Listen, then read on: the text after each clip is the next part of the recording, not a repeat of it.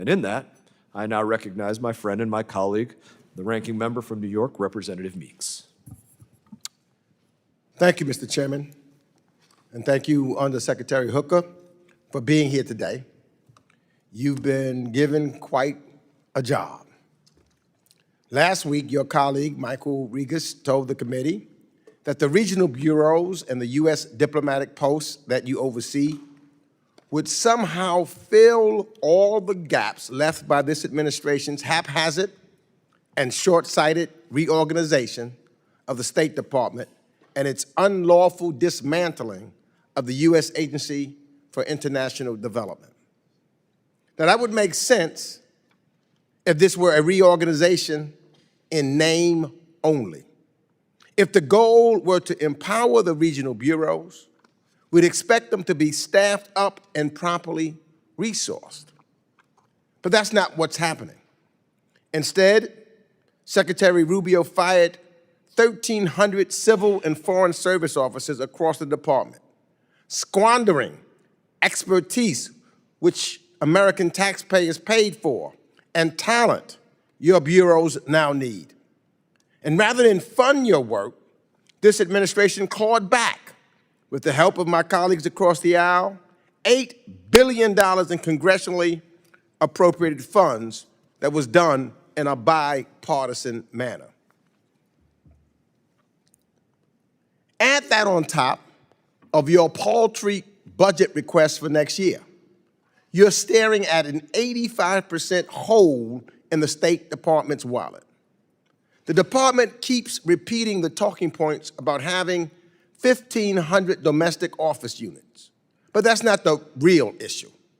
The question isn't whether we have too many offices, it's whether we have the right capabilities.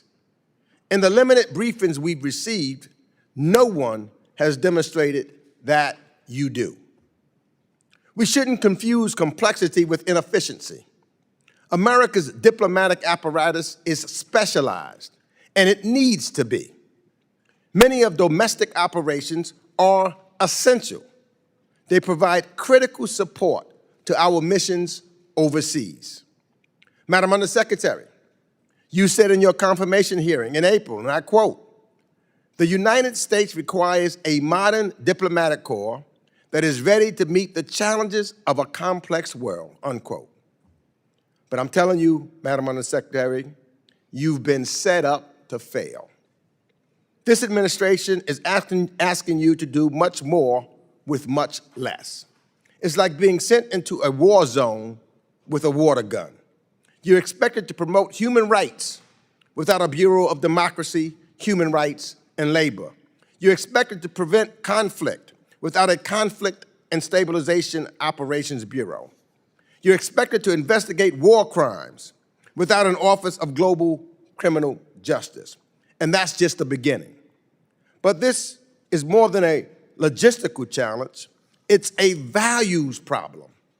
This administration has openly declared its hostility to the values that center our foreign policy and give us influence and credibility around the world. Instead of defending democracy, President Trump and the MAGA Republicans cheer on its erosion in Hungary. Instead of standing for the rule of law, they strike lucrative crypto deals in the Gulf. And instead of condemning coup attempts, they cozy up to those who lead them in places like Brazil. And U.S. leadership is in retreat. The president is pulling the United States from multilateral organizations and handing our empty chair to who?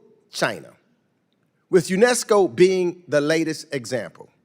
Our allies are issuing travel warnings not to come to the United States after seeing the administration's assault on international students and arbitrary roundups of people they think look suspicious. And American household incomes and the dollar are both dropping as the president wages nonsensical and self-defeating trade war with the world. Our adversaries are watching all of this and celebrating. They see a United States that is disarming itself strategically, diplomatically, and morally. President Trump's petty, chaotic leadership, after yet another Oval Office meeting with a foreign leader turned into tabloid fodder, is signaling to the world that the United States foreign policy is not driven by values or national interests, but by a quid pro quo regime in service to one would-be king. Now is not the time to gut our diplomacy. Now is the time to strengthen it. But the Trump administration has no process, no vision, or strategy to compete and win on the global stage. And it certainly won't achieve our strategic foreign policy goals on a shoestring budget with a hollowed-out staff. This administration's best explanation for all of this, a slogan, America first, that will only leave America last. Madam Secretary, I hope you'll be able to provide more than just slogans today. Thank you, and I yield back my time.